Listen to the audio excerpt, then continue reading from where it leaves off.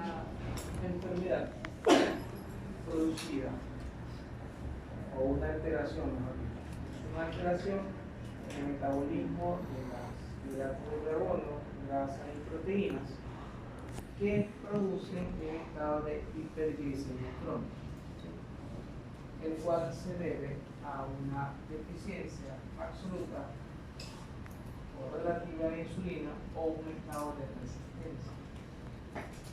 Los estados de deficiencia absoluta de insulina son los diabéticos tipo 1, por ejemplo. Los estados de deficiencia relativa o de resistencia a la insulina son los diabéticos tipo 2. De ahí que la enfermedad produce una serie de alteraciones en el metabolismo de los hidratos de carbono, grasas y proteínas. Por lo tanto, no solo existen alteraciones hidrocarbonadas, sino también alteraciones en el metabolismo de las grasas y de las proteínas que llevan a hiperglicemia crónica. ¿Sí? Entonces, pues bueno, ustedes aquí verán que normalmente había por definición, una condición que se llama, o una clasificación de la diabetes. ¿Sí? Esta diabetes puede ser clasificada en 4 categorías. Esa es la clasificación clásica, y la cual está dividida en diabetes tipo 1, tipo 2, diabetes gestacional y otras formas de diabetes. Dentro de las diabetes como tal, ¿sí?, existen estas clasificaciones. Entonces, dice diabetes tipo 1, bueno, es la que se debe básicamente a una destrucción autoinmune de las células beta del endotelio del páncreas. ¿Sí? Destrucción autoinmune de las células beta del páncreas, que usualmente conlleva a una deficiencia absoluta de insulina. Si hay una deficiencia absoluta de insulina, eso es típico de la diabetes tipo 1. ¿Qué quiere decir? Los afectos pacientes con diabetes tipo 1 necesitan insulina porque si no se mueren. ¿Sí? Menores de 15 años. ¿Sí? Segundo, los diabéticos tipo 2. Los diabéticos tipo 2 se debe a una pérdida progresiva, ¿sí?, de la función secretora de la célula beta pancreas. ¿Sí?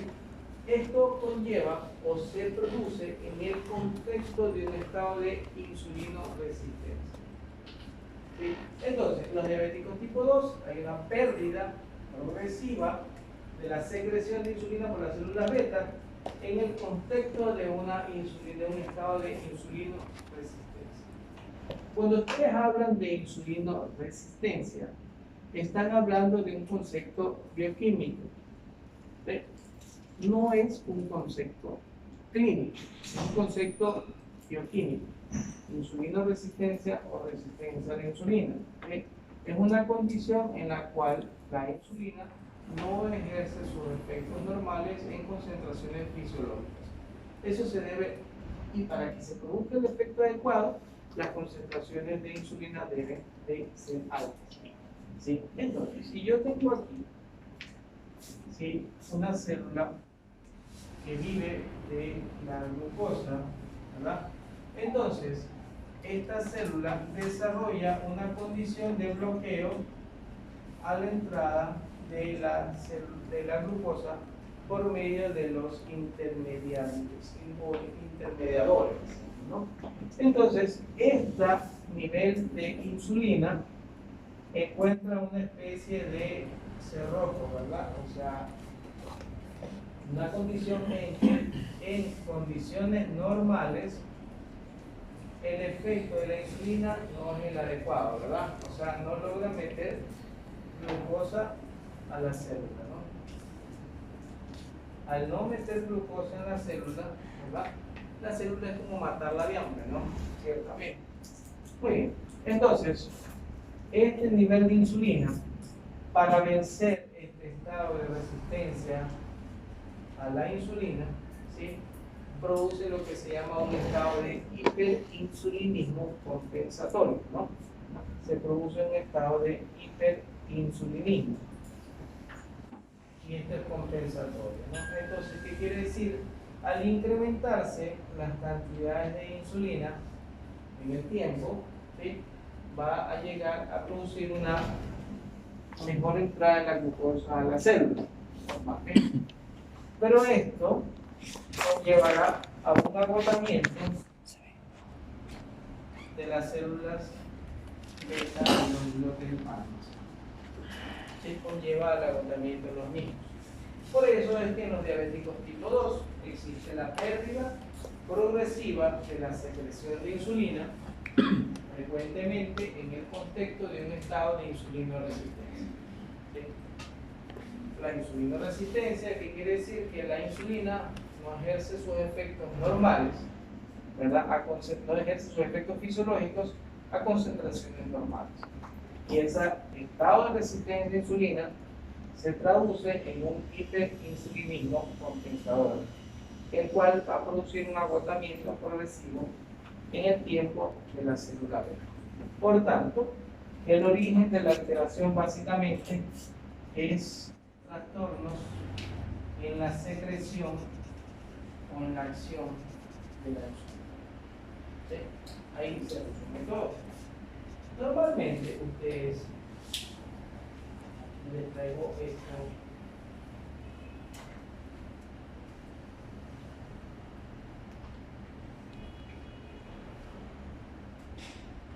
La insulina es una hormona polipeptídica, ¿no? De mucho tiempo atrás, ¿no? Conocía la insulina, ¿verdad? Digamos que en el año 1921 logró aislarse, ¿no? Y eso le valió el premio Nobel a Bati y Rey, ¿sí? El cual indujeron diabetes en un perro, ¿verdad? Y le pusieron extractos de insulina, ¿verdad? De células pancreáticas. Se mejoró el perro. Y luego vino Thomson, que fue el primer diabético tipo 1, ¿no? Que era un niño diabético tipo 1 y que logró vivir hasta los 21 años. Hasta esa fecha, todo diabético tipo 1 se muere. ¿Sí? Todo se muere. No había cómo controlarlo, ¿verdad? Muy bien. Entonces, muy bien. Ustedes, para entender la fisiología de la enfermedad, ustedes tienen que saber cómo se comporta la secreción de insulina. Y esto los hará entender a ustedes a qué llaman insulina basal y a qué llaman insulinas prandiales, ¿verdad? En el mercado hay insulinas basales y hay insulinas prandiales. Prandiales quiere decir para que el paciente pueda aplicarse justo en el momento en que compra, ¿sí? Esas son las insulinas de acción rápida o los análogos de insulina de acción rápida, ¿verdad?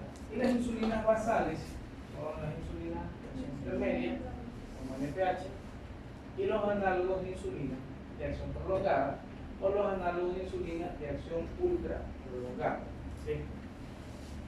Eso ya lo veremos en su momento, ¿no? Ya veremos los análogos de insulina de acción prolongada como glargina, como detemil, ¿sí? O los análogos de acción ultra prolongada como glargina U300 o como de Muller, ¿sí? En su momento, así que ya veremos. Entonces ustedes verán aquí que la secreción de insulina tiene dos componentes.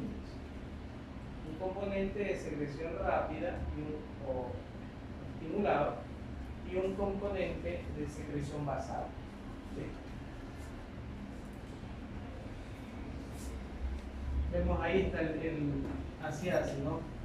¿Qué quiere decir esto, verdad?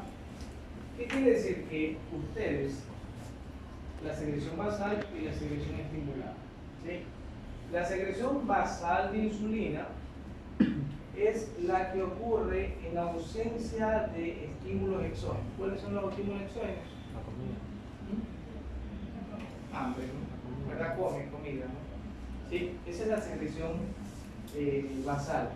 ¿Qué quiere decir? Que es la secreción normal de insulina que el organismo está produciendo para mantener las condiciones basales, ¿sí? Normales. ¿Cuál es el valor normal de glucosa? en la mañana.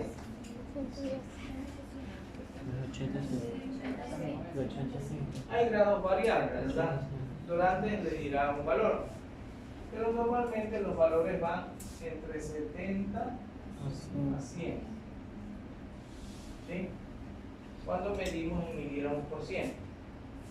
¿Y cuál es el valor postprandial normal? Postprandial se refiere a las 2 horas. Hasta 100. ¿Cómo? No, 140. 1940. Ahí. Eso es lo normal, ¿no? Si yo de pronto les hago a ustedes, si ustedes por ahí los invito a comer, y a las 2 horas les mido el azúcar, normalmente debe estar en menos de 140. Si yo les mido el azúcar en ayunas, debe estar entre 70 y 100. Y estos valores, ¿verdad? En ayunas. ¿Verdad? ¿Qué quiere decir en ayunas? Un periodo mínimo de no ingerir alimentos por al menos 8 horas. Eso es ayuno. Muy bien, entonces, para mantener estas concentraciones de glucosa en sangre, la hormona contrarreguladora que regula la concentración de glucosa, ¿verdad? Para que no se suba, en este caso es la insulina, ¿verdad?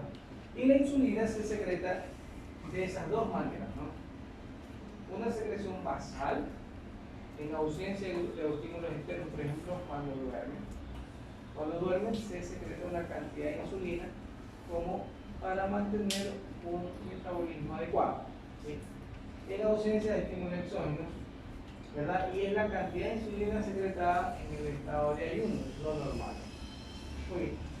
Y eso, más o menos, esta es la basal, ¿no? Muy bien.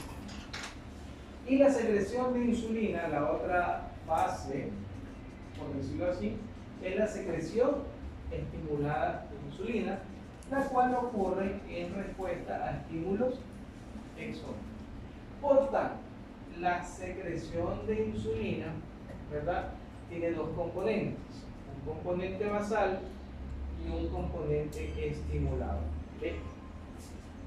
Cuando ustedes comen, están produciendo que la secreción de insulina estimulada se libere. Esa secreción de insulina estimulada tiene dos fases. ¿Sí? La secreción de insulina estimulada, o sea, al usted los alimentos, tiene dos fases. Una fase rápida, ¿sí?, que ocurre generalmente en los primeros 5 minutos, ¿sí?, y una fase ya más sostenida o de meseta, el cual más o menos controla las expulsiones postprandiales de la glucosa. Por tanto, la secreción estimulada de insulina tiene dos fases, una fase rápida, ¿verdad?, y una fase tardía. ¿Sí? En los diabéticos, sea tipo 1 o tipo 2, se pierde esta secreción o se pierde la fase rápida de la secreción estimulada de insulina. ¿Sí? Obviamente en el diabético tipo 1 no hay ninguno de los dos, porque no hay secreción de insulina, ¿verdad? Pero en diabéticos tipo 2 sí. Por tanto, en los diabéticos tipo 1 y 2 van a tener una pérdida de la primera fase de secreción rápida de insulina. Entonces, por eso es que no controlan las expulsiones postprandiales de la glucosa. Ustedes dicen, pues bueno, ya uno es diabético, ¿no? Y dice, ¿cuánto tiene que tener un diabético? ¿Cuánto sería? Recuerden que nosotros, para hablar ya entrando a la enfermedad, vamos a hablar de metas de control, ¿no? La diabetes no se cura, ustedes ya saben eso, ¿no? No se cura, ¿verdad? Se habla de cura cuando tras una cirugía bariátrica, en este caso de bypass, tras 5 años de la cirugía, ¿verdad?, el paciente ha tenido un control adecuado, sin necesidad de cualquier antidiabético y que esté en metas de control. Por ahí 5 años. Pero aún así no se habla de cura definitiva. Entonces, las metas de control. Si ustedes me dicen cuál es la meta de control de un diabético, postprandial, ¿cuáles ustedes creen? Eso sería lo ideal, lo excelente. ¿Sí? Pero lo permisible, la meta, ¿cuál sería?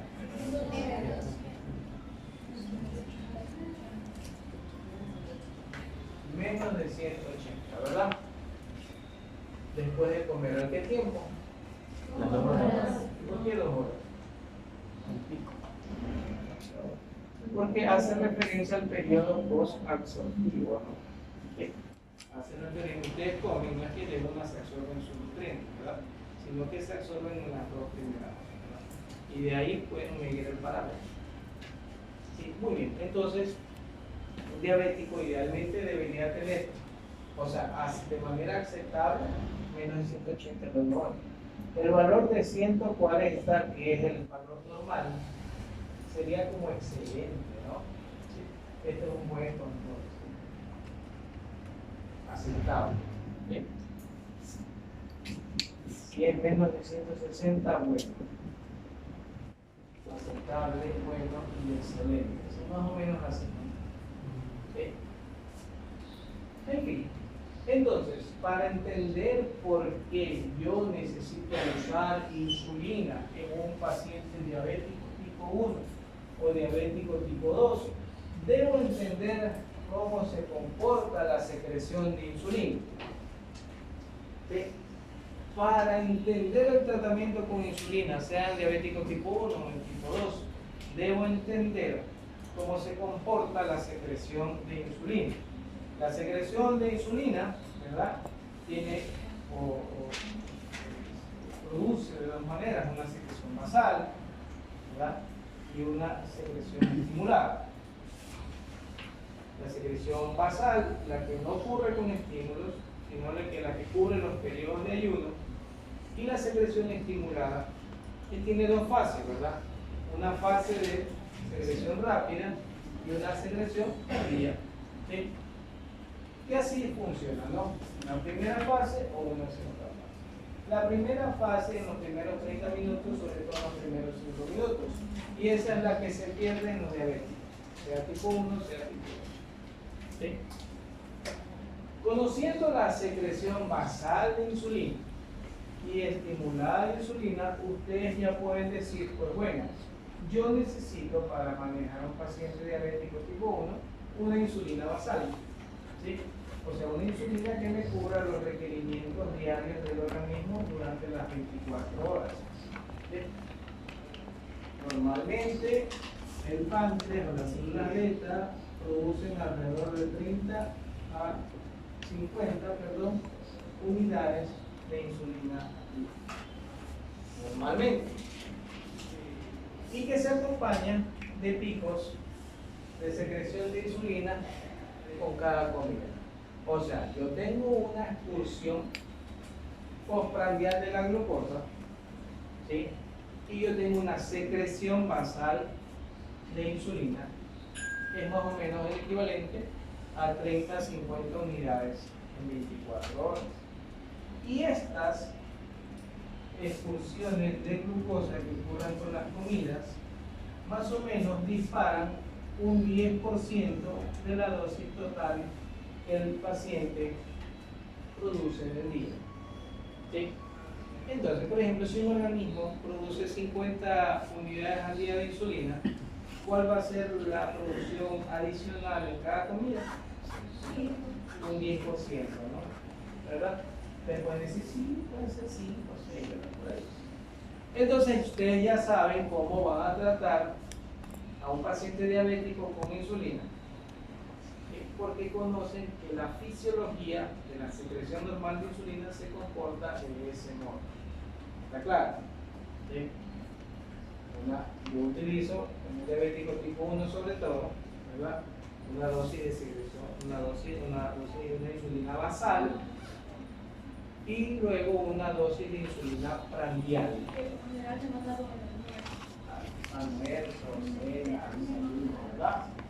Entonces, a las insulinas, ya cuando entremos, las insulinas de acción basal, ¿sí? Son las humanas, ¿verdad? que es la NPH, ¿verdad? O neutraprotamina agonist, ¿verdad?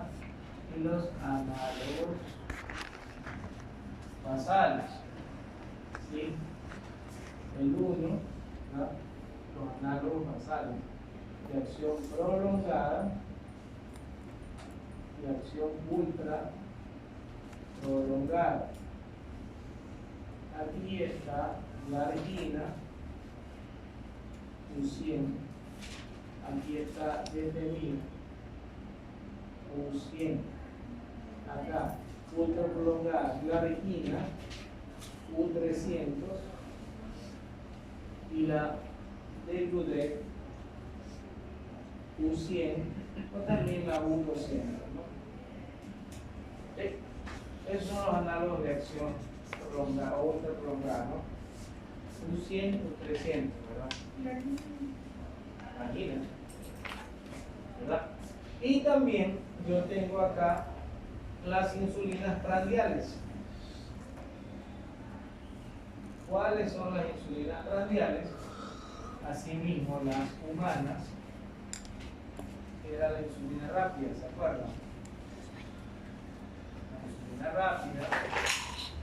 Y los análogos de acción rápida,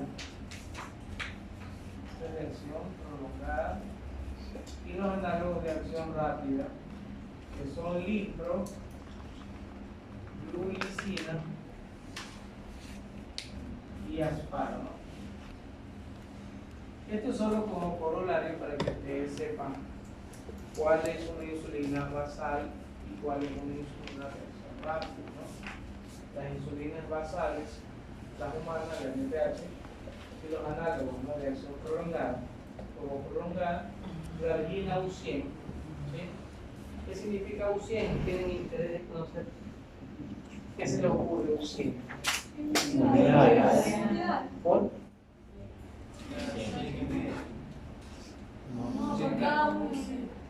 Sí.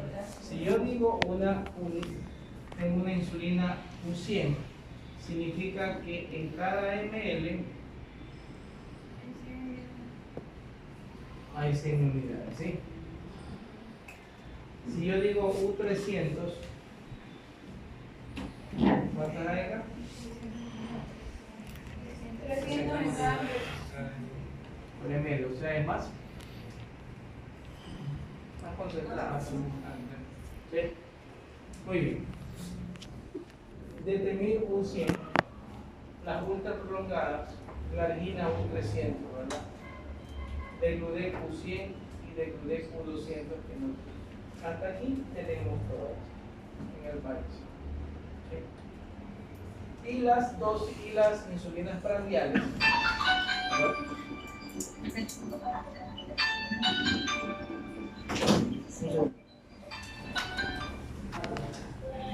La insulina rápida, lo que antes llamábamos el atrapín, ¿verdad? Esa insulina de franja roja, ¿no? De franja amarilla.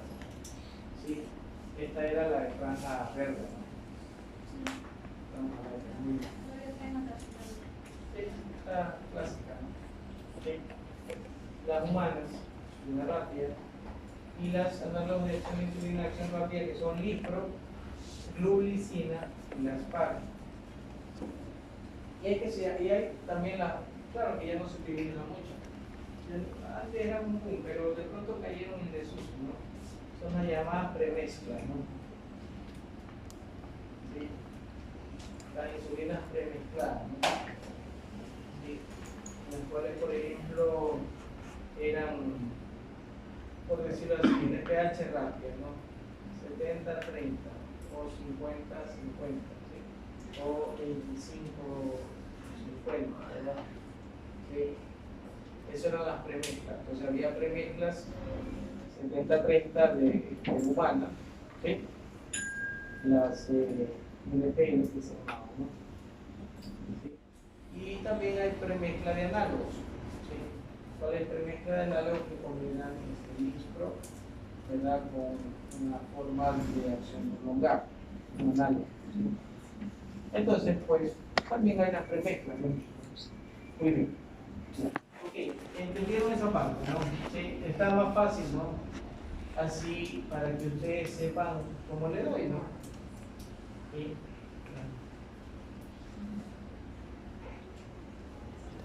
Ya después vamos a terapia.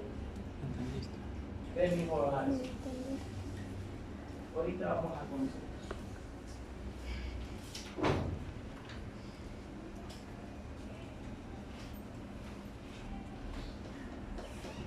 Ya, ahí está el concepto de diabetes, ¿no? Sí, diabetes es un síndrome de alteraciones metabólicas. Síndrome, ¿verdad? No solo se refiere a alteraciones del azúcar, ¿no? Mucho. ¿Sí? Es un conjunto de alteraciones metabólicas que están producidos o se deben a un defecto de la acción de insulina y que lleva a una glicemia inapropiada que producida por una deficiencia o absoluta o relativa de insulina, ¿verdad? Ese es el tema, ¿no? ¿Sí? Pero si lo hablamos en concepto, la diabetes es un síndrome metabólico del metabolismo de los hidratos de carbono, grasas, proteínas, que conduce a un estado de hiperglicemia crónica, la cual se debe a una situación de deficiencia en la secreción o en la acción de la insulina o a un estado de resistencia a la acción de la misma. ¿Sí? Entonces, ustedes ahí me hablan con propiedad, ¿sí? Con propiedad, ¿sí? En el examen me habían puesto hidro,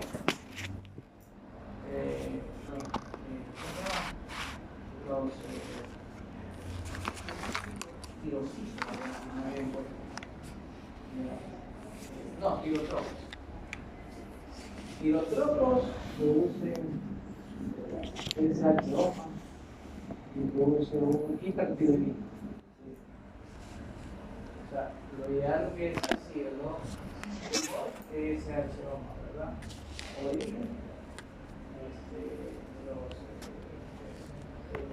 los llamados tirotropinomas, ¿verdad? ¿Qué producen? TSH. ¿Y cuál es el estado resultante? Hipertiroidismo.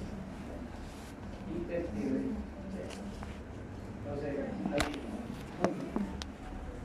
Ese es el concepto, ¿no? También hay otro concepto, pero en términos. Ahora, ustedes van a decir, como la diferencia, ¿no? Que de pronto yo puedo tener un paciente de su edad o un paciente de mi edad que no es gordo, ¿verdad? Que no es gordo. Y que yo puedo confundirlo en si es tipo 1 o tipo 2, ¿no? Ustedes habrán visto que hay así que son medios delgados pero panzones. Entonces, no necesariamente concuerdo. Hay diferencias que son detallistas, ¿verdad? Muy bien. Entonces, hay una forma también para dividir o diferenciar los diabetes.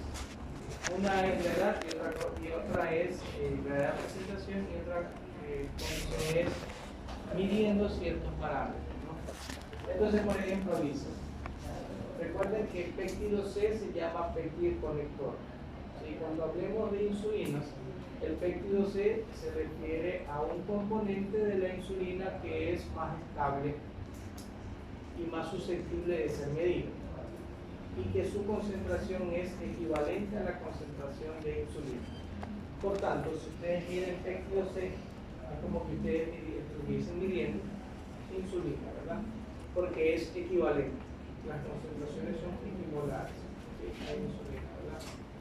Péptido C o péptido conector, que es como el rabito de la insulina. ¿Sí? Péptido. Entonces, fíjense lo que dice aquí. El péptido C se forma durante la conversión de la proinsulina a insulina. ¿Sí? Se forma de la conversión de la proinsulina a la insulina. ¿Sí?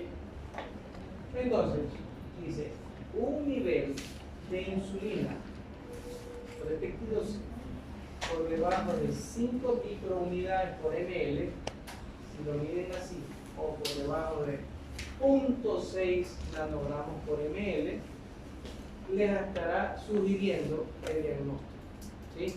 Si es por debajo de 0.06, ese paciente es un diabético tipo 1, lo más probable. ¿Por qué esta diferencia? Porque a veces los cuadros clínicos no siempre son claros. Yo puedo tener un diabético tipo 1, pero debido a factores ambientales puede estar gordo, tipo 1. ¿Sí? O yo tener un diabético tipo 2 en el cual, ¿sí? Es flaco, ¿verdad? Sí. Entonces, esto sugiere un estado de diabetes tipo 1. ¿Sí? Un nivel en ayunas de péptido C mayor de 1 en un paciente que ha tenido una diabetes por 1 o 2 años sugiere diabetes tipo 2. O sea, si yo tengo un valor mayor de 1 nanogramo por decilitro en un paciente que tiene más de 2 años de diabetes, ¿sí? 1 o 2, más de 2, yo puedo decir que ese paciente es un diabético tipo 2. ¿Por qué? Porque tiene reserva insulínica. ¿Sí? Reserva insulínica. Muy bien. Entonces, o función de célula beta residual. Entonces ahí viene la excepción. Como excepción están los individuos con diabetes tipo 2. ¿Sí? Los quienes presentan un nivel de glucosa muy alto, ¿sí? Más de 300, y un nivel temporalmente bajo de insulina o péptido C, ¿sí? Pero que recuperan la producción normal de insulina una vez que la glucosa es restaurada. ¿Sí? Entonces, también veremos ciertos conceptos. ¿Sí? Cuando yo tengo un estado de hiperglicemia, o sea, niveles de glucosa por encima de lo normal, ¿sí? O más de 300, ¿verdad? Esta condición genera un estado de glucotoxicidad. De glucotoxicidad, ¿verdad? Por ejemplo, alguien que no ha sabido que es diabético. Acuérdense siempre que los pacientes diabéticos, en el 50% no saben que son diabéticos. ¿Sí? No lo saben. Porque ya veremos en la historia natural de la diabetes que no es un proceso que ocurre de forma aguda, sino que es un proceso que tiene una historia natural. ¿Sí? Entonces, el 50% de los diabéticos no saben que es diabetes. ¿Sí? Muy bien. Cuando yo tengo un estado de glucotoxicidad, ¿qué significa esto, verdad? Yo siempre hago analogía al borracho. Cuando alguien está ebrio, ¿verdad? Y le dice la gente, se desespera, la mamada, ¿verdad? Se está borracho y sale café. Se va a despertar con café. Va a despertar que se me va a dejar que descanse, ¿verdad? Y se recupera, ¿verdad? Más o menos en la siesta, en la zona. ¿Sí? El nivel de glucotoxicidad por encima de 300 aturde a las células beta. ¿Sí? Las aturde, las noquea y produce una deficiencia de insulina y por ende de péptido C. Entonces, esa función luego se recupera, o ese aturdimiento, esa borrachera de la célula beta producida por la hiperglicemia, traduce o las aturde a las mismas y baja la producción de glucosa, de insulina, ¿verdad? ¿Sí? Entonces, por eso es que ustedes tienen aquí, las excepciones son aquellos individuos con diabetes tipo 2 que tienen valores muy altos de glucosa, muy altos, ¿sí? Los cuales al ocurrir este aturdimiento de la célula beta producido por la hiperglicemia per se, ¿sí? O sea, produce una glucotoxicidad, hace que los niveles de los péptidos de glucosa sean bajos, pero luego estos niveles se recuperan. Ustedes habrán visto en los pacientes a veces, dice, lo que pasa es que alguien una vez se me subió el azúcar, ¿no? ¿No has escuchado ese tema? ¿No? Dice, pero resulta que ya después se me normalizó, ¿sí? Sí, no sé si han escuchado eso, ¿verdad? Entonces, ¿qué pasó? Tuvieron un aturdimiento de la célula beta, bajó el nivel de secreción de insulina, ¿verdad? Hizo hiperglicemia, pero bajó y se recuperó. Entonces se asustó, no puso a hacer dieta, ya no fue tan comilón, ¿verdad? ¿Sí? Entonces ya dejó la bebida, cosas así, ¿verdad? Entonces, como que baja la toxicidad, ¿verdad? Y ahí se recupera. Entonces, los clásicos diabéticos tipos o las disfunciones de la célula beta, ¿sí? Muy bien, producido por esa glucotoxicidad. Así que tengan en cuenta esto, ¿no? ¿Sí? Si ustedes obviamente encuentran con N06, eso es un tipo 1. Pero si ustedes ven una condición aguda con un péptido C bajo, no necesariamente puede ser un diabético tipo 2, sino, ¿verdad? Puede ser puede haber confusión ahí. Así que tienen que sacarlo de ese estado de glucotoxicidad. ¿Sí? Y esto es muy importante, ¿por qué? Para fines de tratamiento, ¿no? ¿Sí? Si alguno de ustedes hace una cetocidosis, o sea, hace una situación de hiperglicemia severa, que llama producir aturdimiento de célula beta, entonces le tratan hipoglicemiantes orales, ¿verdad? Las sulfonilureas son secretagogos de insulina, ¿no? ¿Sí? Secretagogos de insulina, ¿verdad? Entonces, si yo tengo una célula aturdida, no voy a tener una buena respuesta con un secretagogo de insulina inicial luego de un estado de descompensación aguda de la glucosa, ¿verdad? Entonces yo tengo que ponerlo a descansar al paciente. Entonces le doy metformina o le doy insulina, ¿sí? Voy a descansar ese paciente. Y luego veo cómo se va recuperando y después veo si le cambio o no le cambio, ¿sí? Muy bien. Entonces tengan en cuenta ese concepto de les he dado algunos conceptos fisiológicos que pueden ser aplicados a la práctica clínica. El solo hecho de entender la secreción de insulina, ustedes ya van a entender cómo tratar a un diabético con insulina, ¿sí? Y el solo hecho de entender que las distorsiones que produce la glucotoxicidad en el contexto de una crisis aguda de hiperglicemia aguda, ¿verdad? A fines de tratamiento, ¿qué le van a dar? ¿Sí? ¿Qué le van a dar? Si yo tengo una célula beta borracha debido a la misma hiperglicemia, es como que no es muy conveniente darle un secretagogo de insulina. Sí, y no toda justa, ¿no? Entonces, ¿qué sucede acá? Yo pongo insulina, le pasa la borrachera y funciona normal, ¿verdad? Y eso puede ser por algún tiempo, ¿no? ¿Sí? Esos son así, tipo calle, ¿no? Para que ustedes vayan entendiendo cómo es el metabolismo o cómo se puede dar. Muy bien. ¿Preguntas? ¿Preguntas? Verán que tienen que dar generalidades. El próximo. Sí, muy bien.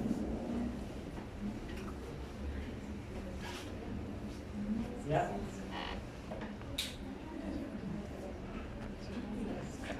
Ya. Aquí están los 4 tipos de diabetes. Una vez ya entendida qué es la diabetes, ¿sí? Verán el concepto, por favor. Tienen que ponerlo así, ¿no? Me ponen conceptos incompletos, así medio así absurdos, perdón que use esa palabra. Sí, ¿qué más era? En el patrón de la gamografía. Así que se cayó feo esa. Si era un hipertiroidismo, ¿qué tenían que poner? Reposo, glúteo ocular. ¿Qué le faltaba?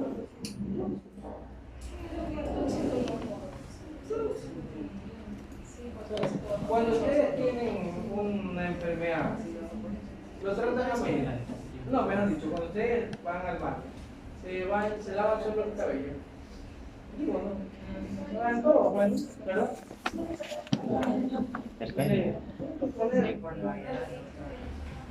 A veces que no se da. Muy bien. Entonces, esto es el concepto básico, validado, internacional Y ahorita que les pasé ya les voy a dar la lista, ¿ok? En general van a aplicar algunas, lo van a revisar y se van a dividir entre los grupos, ¿no? Tanto prediabetes, diabetes y diabetes tipo 2. Creo que en el diabetes tipo 2 incluye diabetes estacional, ¿sí? Y otras formas de diabetes, ¿no? ¿Sí? ¿Verdad?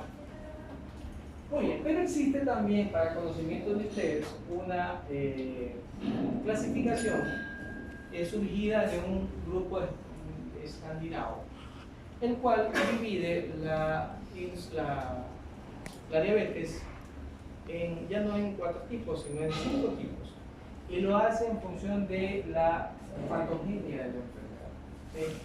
Entonces, ¿cuál es esta condición? ¿Verdad? Sí. Entonces, ahí sí. Entonces, ustedes verán aquí que este grupo escandinavo, esto no es no es validado, esto es para conocimiento de ustedes, pero no lo van a poner en un examen que, a menos que yo se lo pregunte, claro, ¿sí? Pero no me van a poner esta clasificación porque esta clasificación es de conocimiento para que ustedes sepan en función de la patogenia. ¿Sí? Entonces, ustedes ven aquí, diabetes, este grupo escandinavo, aquí yo les pongo, ¿no? Un nuevo subgrupo de adultos de diabetes y su asociación, ¿verdad? Esto se hace en función, ya les voy a indicar acá, ¿ya? ¿Qué sucede? ¿Sí?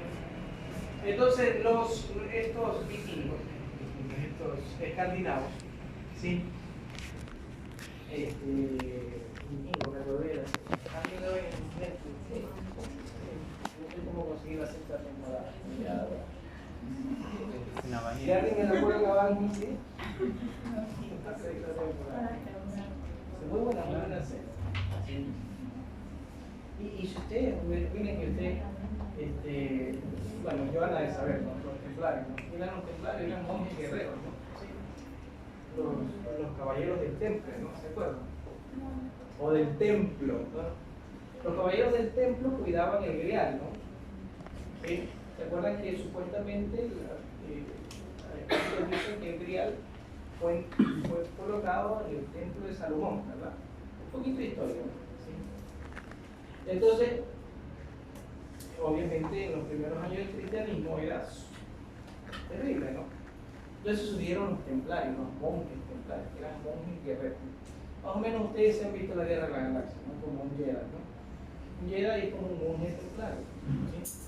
¿Verdad? Era igualito, o sea, lo mismo, humildad, pobreza, castidad, lo mismo principio, ¿verdad? Pero eran guerreros entrenados en la espada. Entonces, mucho de la historia se basa en las conquistas vikingas en Inglaterra, ¿sí? Que les enseñaron a pelear, ¿sí? A pelear cuerpo a cuerpo, con escudo.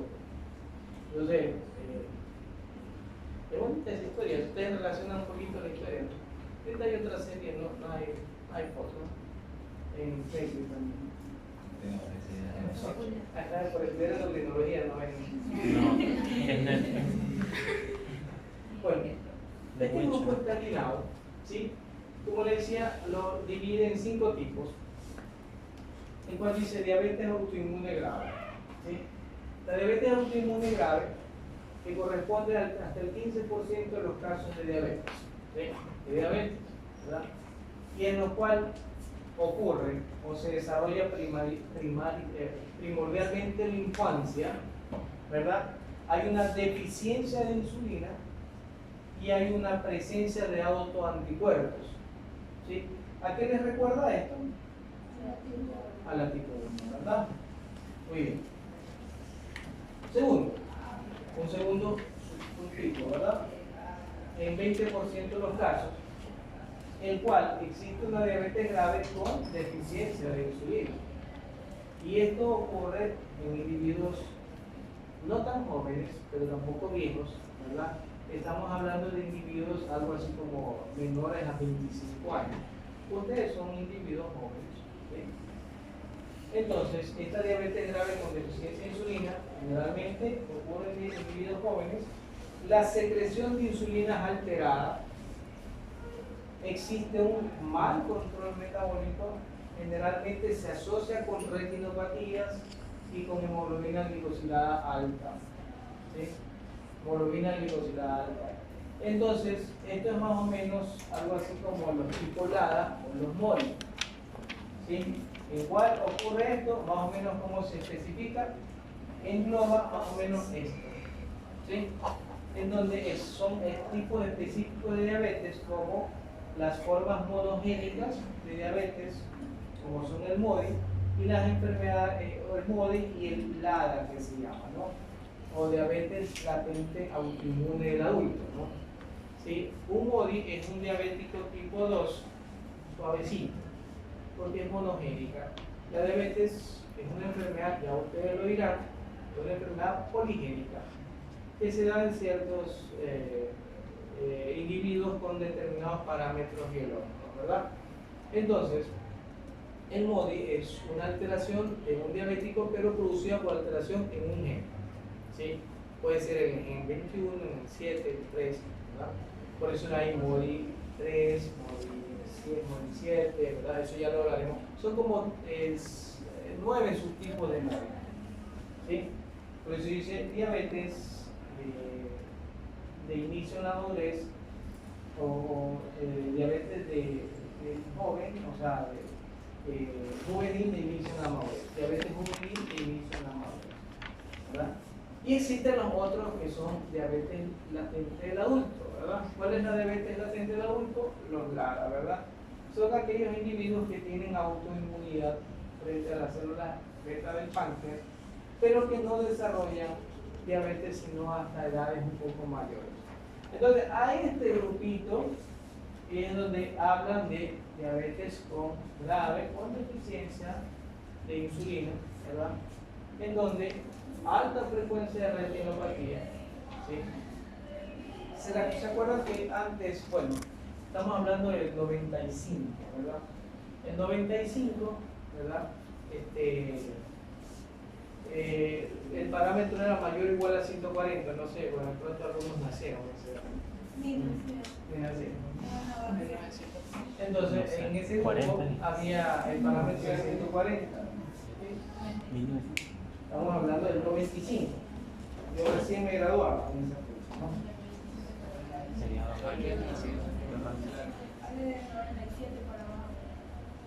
¿Cómo hiciste usted? 98.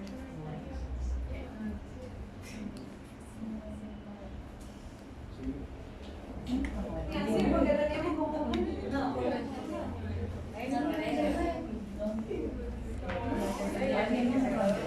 2000.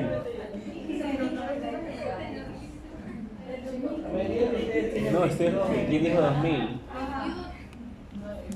de 21 a 23. por ahí, ¿verdad?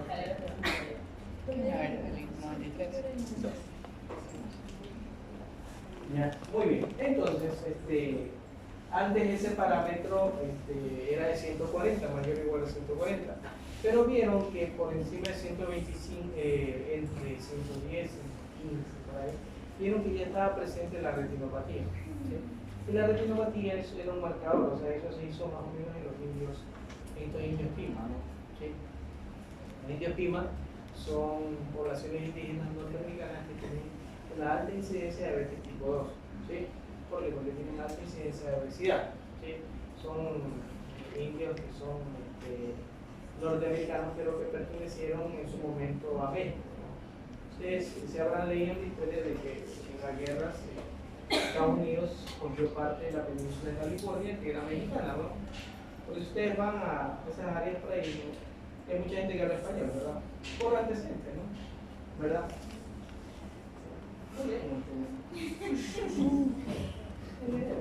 Ya. Entonces, bien, estos diabéticos se acompañan, los que tienen deficiencia grave de insulina, con diabetes grave, tienen retinopatía, hemoglobina glicosiladas altas. Y bien. Ahí viene el otro punto. Eso es normal. Es aquí al lado. Sí, el otro punto es la diabetes grave con resistencia a la insulina, ¿verdad? En donde hay obesidad, hay daño renal, resistencia a la insulina severa. O sea, este es el típico gordo, ¿sí? El típico diabético gordo. Acuérdense que los diabéticos tipo 2 gordos, ¿sí? Entonces yo tengo aquí un gordito, ¿verdad? Gordito. Vamos así. ¿Sí? Tengo un gordito. En estos diabéticos que son tipo 2 predomina la insulino resistencia, ¿no? ¿Sí? En los diabéticos tipo 2 predomina la insulino resistencia sobre la insulino deficiencia, ¿verdad? Entonces yo tengo insulino resistencia, insulino deficiencia, ¿sí? Bien, predomina ahí, ¿verdad? Pero ¿qué sucede en el diabético flaquito? ¿Cómo sería? Un flaquito, ¿no? ¿Ya? Entonces, ¿aquí cuál va a predominar? La insulina de la ¿ya? ¿Sí? Incluso para fines de tratamiento, ¿verdad? Usted acá, este gordo, ¿qué le va a dar? Metformina, ¿verdad? O sea, un agente, no tanto, porque lo hace subir más de peso, ¿sí? Un kilo. A este grupo de pacientes gorditos tipo 2 le das un agente insulino sensibilizante, ¿sí? Insulino sensibilizante. ¿Cuáles son los agentes insulino sensibilizantes? La metformina, ¿verdad? O sea, las biguanidas, las TZD, ¿no? O sea, las tiazolidinerianas, ¿no? O las glitazonas, si ustedes quieren llamarlo así. Entonces, a ese gordito diabético le den metformina, ¿no? Le va a dar un secretagogue de insulina. ¿Sí? No es, o sea, no es un no absoluto, es un no relativo, ¿verdad? ¿Verdad que es un no relativo? ¿Verdad? En cambio, este diabético tipo 2, flaquito, donde más predomina la insulina deficiencia que la insulina resistencia, puedes darle insulina, un secretagogue de insulina o un agente insulino sensibilizante, por ejemplo. ¿Sí? Es más fácil, ¿verdad? Entonces, verán que estos fenotipos de los diabéticos, normalmente el tipo 1, ¿cómo es el fenotipo del diabético? Flaco. Es magro, joven, niño. Niño. Yo tengo tipo 1 y Tú eres diabética tipo 1. Usa insulina. Ya. Mira, no, por eso yo te decía, muchos diabéticos tipo 1 son gorditos. Es bonito y eso se debe a factores ambientales. ¿Sí? Entonces, ¿qué ocurre aquí, verdad? Usted a un tipo 1 que le da de tratamiento insulina y no se muere. ¿Sí? Cuidado, no se muere. O sea, no es que tú te estás, yo siempre digo al paciente, no, perdón la expresión, no lo hueveo. ¿Sí? ¿Por qué? Porque hay que decirles, hay que agregar insulina, ¿no? O a ellos mayorcitos también, oye, está tan descompensado el dentro aquí, está dando vueltas con hipoglicemiantes orales, caes en inercia, ¿verdad? Y no le das lo que debe usar. Este pacientico puede utilizar insulina incluso para hacerlo ganar peso.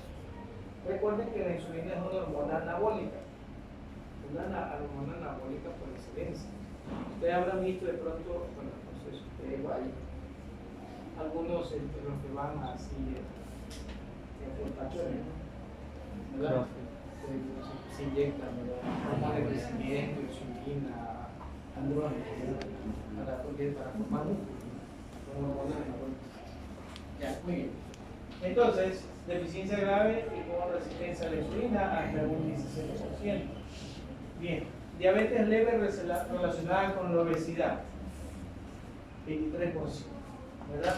En la cual hay obesidad desde edad temprana. Hay muchos niños obesos diabéticos que ustedes dirían son ¿qué tipo de diabetes sería? Tipo 1, tú lo ves gordo. Entonces hay diabetes tipo 2 en niños, y los cuales están gordos, ¿verdad? Y es por eso que es la llamada diabesidad, ¿no? ¿Sí? Diabesidad. En algunos diabéticos niños que son normalmente tipo 1, pero que no están gordos, pues obviamente son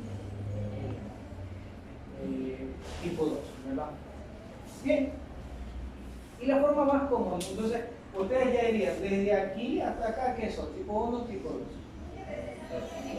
Tipo 2, porque tienen resistencia a la insulina, ¿verdad? Y por último, diabetes leve relacionada con la edad, en edad avanzada y en las formas más moderadas de diabetes.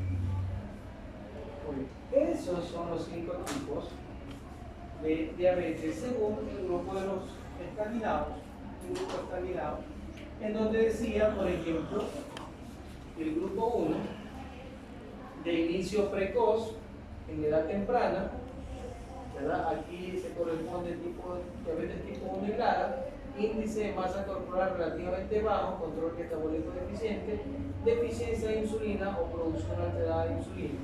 Entonces, estos pacientes ¿sí? ciertamente tienden a tener o a usar insulina.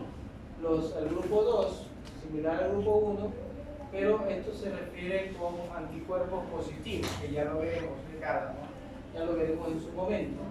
Gran grado de retinopatía, recuerden eso, el segundo grupo, retinopatía.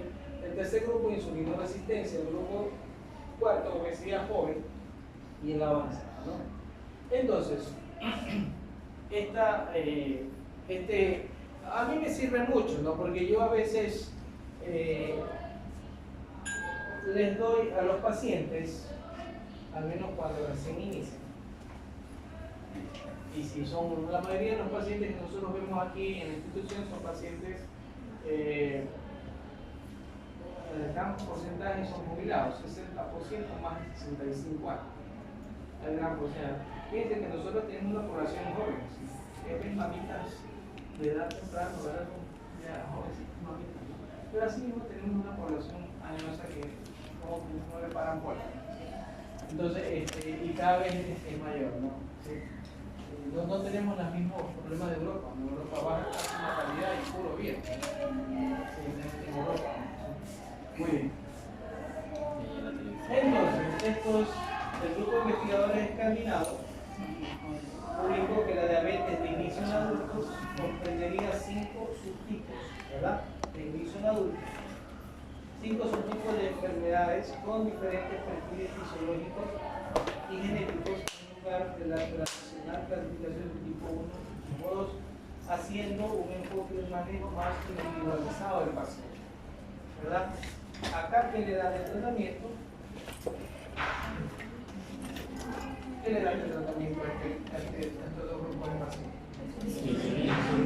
¿Y acá? O sea, insulina o insulino sensibilizante, ¿no? Entonces tengan en cuenta eso. Muy bien. Pero esta clasificación no está validada, no es para su conocimiento, ¿sí? Para que ustedes conozcan también cómo se clasifica. Y aquí con ustedes ven obviamente el universo de los diabéticos tipo 1, los diabéticos nada y los diabéticos tipo 2. ¿Sí? Fíjense los tipos 2. ¿Sí? Quiere decir que están en el 95% o 90% del cuadro, seguido por los diabéticos tipo LADA, ¿sí? Que más o menos un 3 a 5%, y los diabéticos tipo 1, y son muchas proporciones. Por ejemplo, yo tengo solo en mi consulta tengo como 5 pacientes tipo 1. Del montón tipo 2. Entonces, muy bien. Como parte de la generalidad que ustedes van a conversar la próxima clase, estos son estadiajes de la diabetes tipo 1. Perdón, esto es la historia natural de la diabetes tipo 1. ¿Sí? Ustedes ven aquí, esto ya de ¿no? ¿Sí? Vamos a hacerlo aquí. ¿Sí? La flecha larga, negra, inferior, es en el tiempo, ¿no? ¿Sí? Y ustedes tienen esas etapas, ¿no? Que lo podríamos definir como etapa 1, etapa 2 y etapa 3. Estamos hablando de la historia natural de la diabetes tipo 1. ¿Sí? Entonces, la historia natural de la diabetes tipo 1, un primer estadio, existe lo que se llama la predisposición genética. ¿Sí? O sea, alguien en la familia es diabético. ¿Sí? Si es papá, si es mamá o si son ambos, uno de los dos, o un familiar cercano. ¿Sí? Un tío, abuelo, ¿verdad? Alguien. ¿Sí? Y recuerden que la enfermedad diabética es poligénica, ya ustedes me dirán.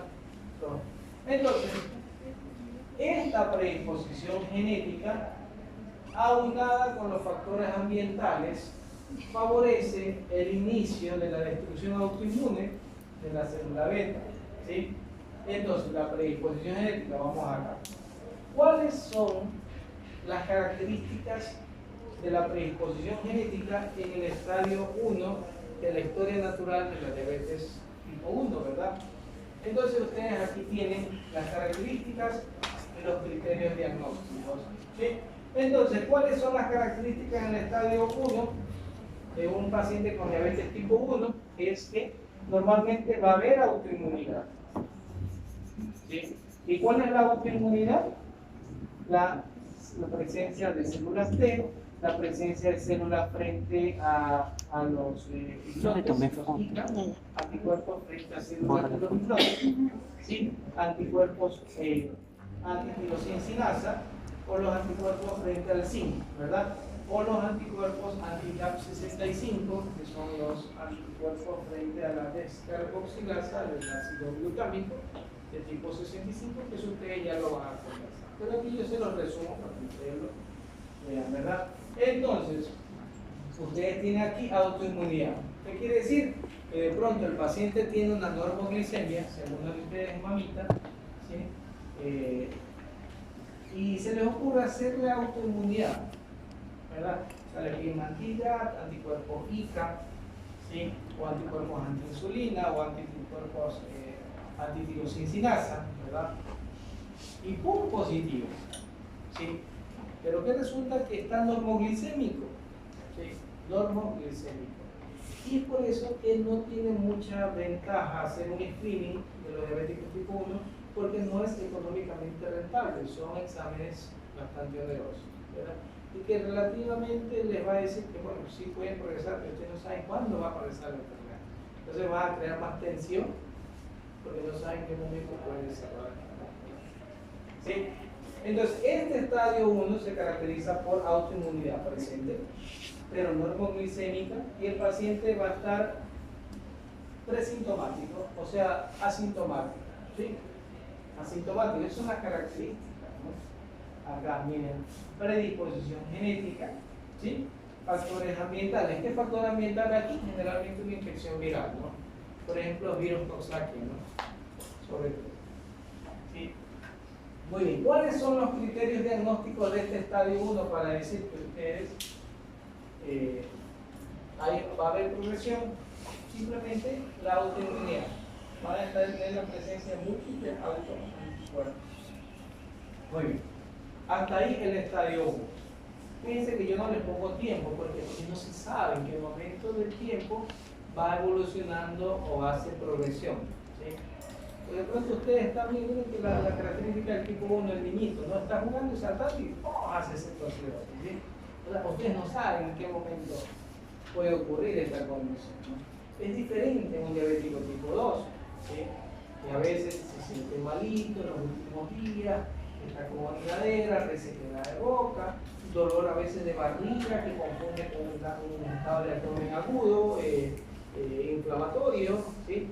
Y de pronto hace situación, el señor está con náuseas, vómitos por la acidosis metabólica. Muy bien.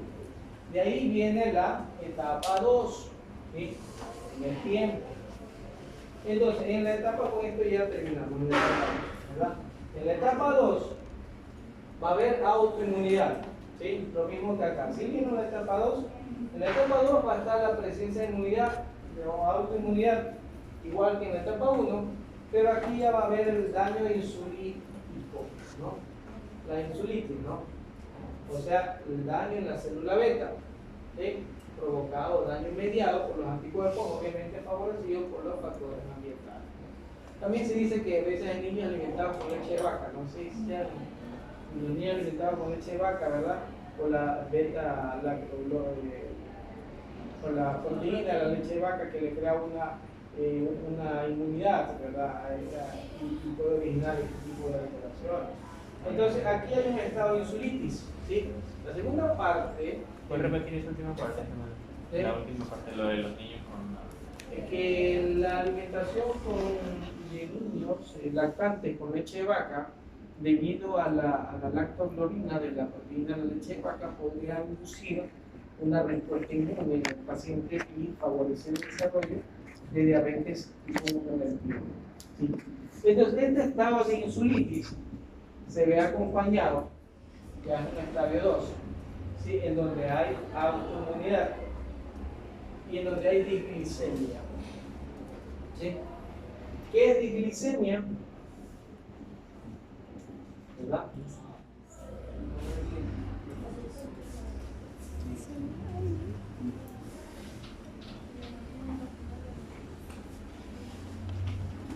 Disglicemia también es otro concepto bioquímico. Recuerden que el concepto bioquímico es la resistencia a la insulina, es un concepto bioquímico. El concepto clínico o sindrómico de la resistencia a la insulina es el síndrome metabólico, ¿no? ¿Sí? Eso también tienen que hablar del síndrome metabólico. ¿Sí? Esa es la expresión clínica, ¿no? La resistencia a la insulina es la raíz del problema. Y el síndrome metabólico, hipertensión, diabetes, disglicemia, HB baja, triglicéridos elevados, cintura abdominal, ¿verdad? Eso es el concepto clínico, ¿verdad? No es un concepto bioquímico. Tengan en cuenta, el síndrome metabólico es el concepto clínico, resistencia a la insulina es el concepto bioquímico, la raíz del problema. ¿Sí? Entonces, cuando yo hablo de disglicemia, se refiere a un valor anormal de la glucosa, o es lo que también se la conoce como glicemia alterada de ayunas. ¿Sí? Normalmente, ¿cuál era el valor normal de glucosa en ayunas? 70. Entonces, este concepto que también es bioquímico es nivel de glucosa entre 100 y 125 en ayunas. ¿Sí? Entre 100 y 125. Ah, pero 103, doctor. Yo no le paro bola. Sí, 103. ¿Verdad? Yo a veces le paro bola cuando están en 115. Ahí sí. 115, ¿no? En ayunas. Y una disglicemia, ¿no? O sea, total glucosa te da 10. También podría considerar 101 ya disglicemia. Si ustedes tienen a su paciente como que estudiaron con 101 glicemia, están dentro de la academia. Pero ¿y si tuvo 230, sí, o 200, y después bajó a 103? Si tuvo 230 y el paciente está sintomático, es diabetes. Y si está asintomático y tiene 230, yo dudo que esté asintomático con 230. Si tiene cero, si está en esas condiciones, tú tienes que hacer el día seguido otro valor, ¿sí? De glucosa en ayunas. Pero es muy raro que un padre, utilizando tu ejemplo, esté 230 asintomático. Ese ya está, ya. Aunque no te orine en la noche, te va a decir, oiga, ¿sabes qué, doctor? Ya no funcionó bien. Sí, mano. Entonces, con una sola toma en ayunas y sintomático, yo puedo decir que estoy bien. Así es. No, porque en nuestro medio no tenemos hemoglobina glicosilada estandarizada, que es el medio diagnóstico. Entonces, pero un paciente que está asintomático, pero tiene 230, si tú le preguntas y eres más acucioso, oye, pero usted funciona, usted está bien, le dices en la intimidad. No, ya está, no funciona bien, ¿verdad? Tiene disfunción, ¿verdad? tiene alteraciones visuales, de pronto ya no te ve bien, ¿sí? Tiene infecciones urinarias a repetición, lo mismo que una mujer, ¿sí? Tiene infecciones, ¿por qué? Porque su inmunidad ya baja. Entonces tú puedes pillarlo, ¿verdad? Con preguntas puntuales, ¿no? ¿Sí? Un paciente diabético, como les decía, el 50% de los diabéticos no sabe que es diabético, ¿sí? No sabe. Muy bien. Entonces, el concepto de diglicemia también es otro concepto bioquímico, ¿no? En donde está la glucosa entre 100 y 125. ¿Sí? Hasta ahí estamos bien. Entonces, el diabético tipo 1 va a tener en estadio 2 diglicemia autoinmunidad y está oligo o asintomático. Como es un niño, ¿verdad? Tú ni te paras bola, ¿no? Bueno, los niños pasan molestando, fregando, ¿verdad? Pasan en su mundo a veces, ¿no? Ahí jugando, ¿no? Jugando. A veces yo traigo a mis hijitas que estén jugando porque la televisión me quiere quitar el celular. Y bobado por el celular. Ahí métanse, cualquier cosa. Sí. Pero bueno. Pero como pasan los niños así, ¿sí? No te das cuenta. O sea, o orinan mucho, tienen infecciones urinarias, ¿sí? ¿Verdad? Muy bien, pero esta es la característica, ¿no? Presintomático, autoinmunidad, diglicemia. Y aquí vas a tener los criterios diagnósticos. Múltiples anticuerpos, ¿sí? Diglicemia, te pone ahí glucosa alterada de ayunas o glucosa alterada de ayunas, ¿sí? O intolerancia a la glucosa. ¿Sí? Entonces aquí está lo que yo les decía, ¿sí? Diglicemia incluye dos conceptos bioquímicos, ¿sí? No son clínicos, porque aquí el paciente a lo mejor puede tener algo de síntoma, ya lo veremos. Entonces el paciente tiene una glucosa alterada de ayunas o una intolerancia a la glucosa, ¿sí? Como esto de la diglicemia es un concepto bioquímico, tiene dos expresiones, ¿verdad? La glucosa alterada de ayunas es un valor de glucosa de 100 a 125, ¿sí? Si lo vamos en milimoles, es 5.6 a 5.9. ¿Sí? Entonces, acuérdense que 1 miligramo equivale a 18 milimoles. ¿Sí? Entonces, ustedes dividan, ¿no? 100 para 18, te sale 5.6, ¿verdad? O 125, 6.9 milimoles, ¿no? ¿Por qué digo milimoles? Porque los cubanos usan milimoles, ¿verdad? Los europeos usan milimoles. Los europeos no le paran bola a los niños en ciertas cosas, ¿verdad? Entonces, muy bien. Eso se llama glucosa alterada de ayunas, de 100 a 125. Pero una glucosa a 2 horas postcarga, ¿sí? Cuando yo me refiero a postcarga, significa que yo le doy al paciente una carga oral de 75 gramos de glucosa anhidra, que se llama glucosa anhidra, que es un sobrecito, y eso se lo disuelve más o menos en 50 cc de agua. Y le pido al paciente que se lo tome. ¿Sí? Cuando ustedes van a hacer una prueba de tolerancia oral a la glucosa, le van a dar al paciente una carga, ¿verdad? ¿Cuál es esa carga? Un sobrecito que contenga 75 gramos de glucosa anhidra, que cogen el sobrecito, lo disuelven en el vasito y se lo toma el paciente. Es dulcísimo, ¿sí? O sea, para hacer una prueba de tolerancia al paciente, no sean a veces, no sean como algunos médicos que son medio sapos, ¿no? ¿Verdad? Que va y le dicen, vaya, cómase el guatazo de la esquina, ¿verdad? Y se toma el ceviche, la bandera, ¿sí? O sea, una pila de carbohidratos, ¿sí? Entonces, y venga, regrese 2 horas. ¿Se han escuchado eso? ¿Sí? Eso no está bien, eso no es correcto, ¿sí? Sí, no es correcto porque pierde credibilidad, ¿sí? Entonces, la prueba de tolerancia a la glucosa tienes que utilizar en una prueba controlada que utiliza una carga de 75 gramos.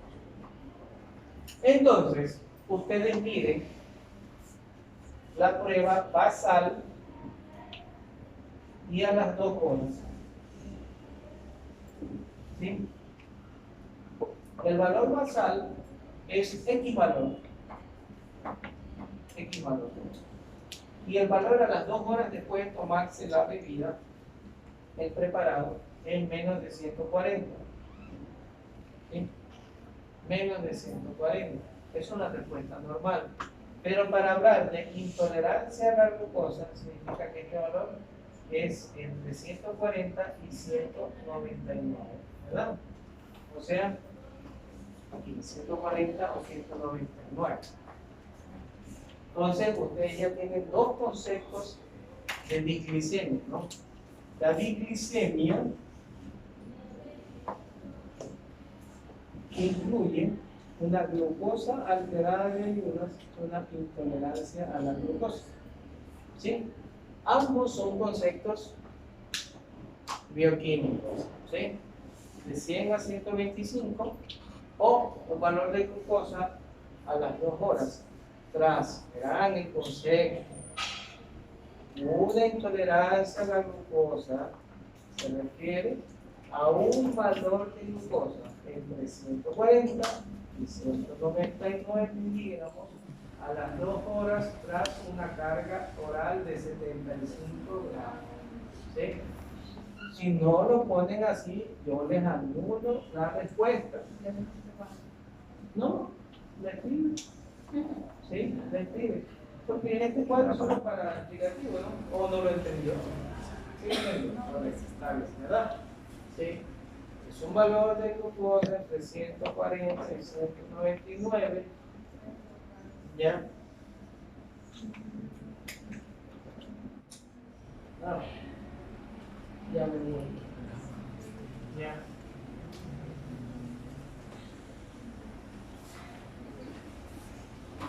¿Dónde estamos?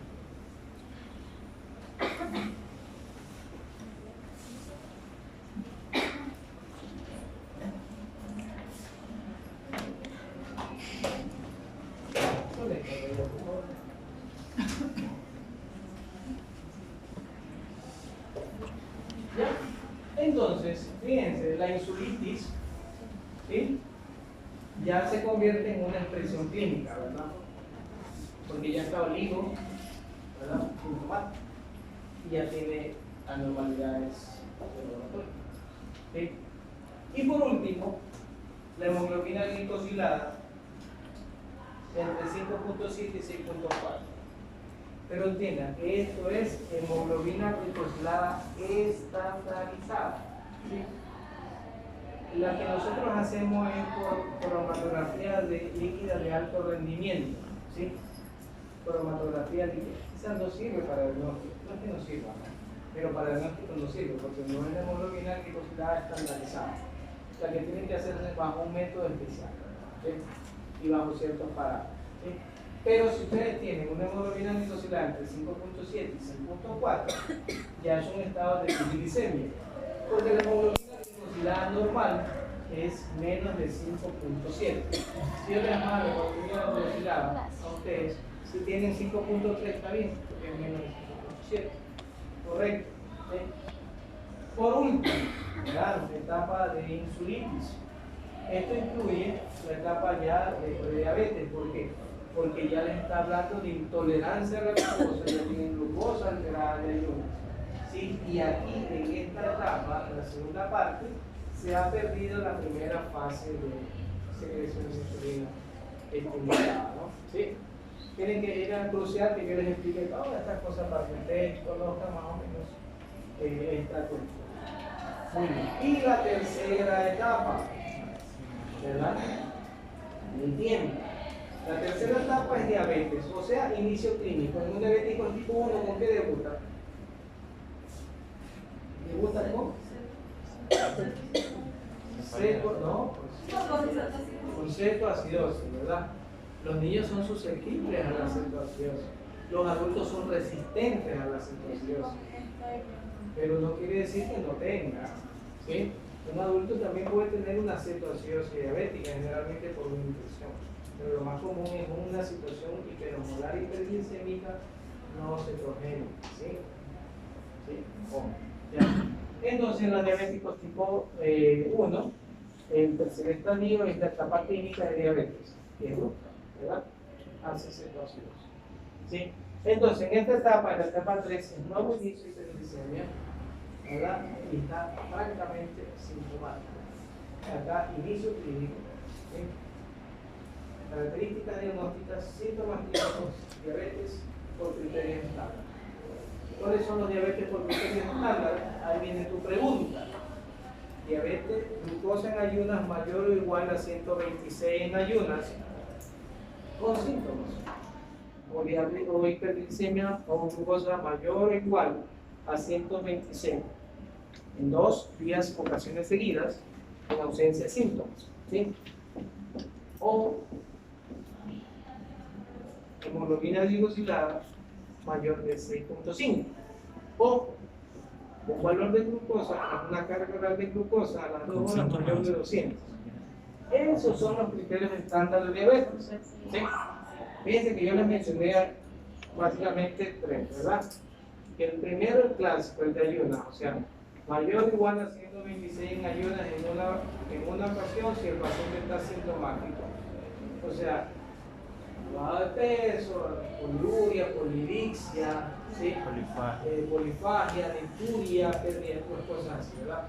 Pero también es diagnóstico si yo tengo un valor igual mayor de 126 en 2 ocasiones seguidas, días seguidos, en un paciente que no tiene síntomas clásicos, pero sí va a tener síntomas. Si ustedes indagan, son más acuciosos, mira, yo tengo infecciones urinarias, sí, le dicen, con mucha gente. Oye, usted ya no está como antes, sí, ya no lo más. ¿Sí? ¿A su visión cómo está? Sí, me dice una de ginebra. Son preguntas muy puntuales. ¿Por qué? Porque la retinopatía va en conjunción con los niveles de glucosa. De hecho, es un daño temprano. Muy bien. Y el daño microvascular, ¿por qué les digo esto de la difusora eléctrica? Porque acuérdense que los cuerpos cavernosos funcionan, o básicamente es endotelio puro. El endotelio responde a concentraciones de óxido eléctrico, ¿no? Por lo tanto, necesita una vasodilatación adecuada para lograr una turgencia, ¿sí? Entonces, estos pacientes empiezan a tener daño microvascular y por lo tanto, problemas de ese tipo, ¿no? Muy bien, no todos, ¿no? A veces utilizan este tema como burla, no se han visto el tema de dice, se hace un poco amarillo, y el gordito es supuestamente diabético. Bueno. Muy bien, y acá, pues, está la historia natural de la diabetes tipo 1, ¿sí? Con su evolución natural. Así que esto ya lo veremos luego, pero es la historia natural de la diabetes tipo 2. ¿Sí? Verán que yo pillo diabéticos desde mucho antes de que hagan hiperglicemia en ayunas. Se puede pillarlos. ¿Sí? Pero eso ya lo veremos después. Luego.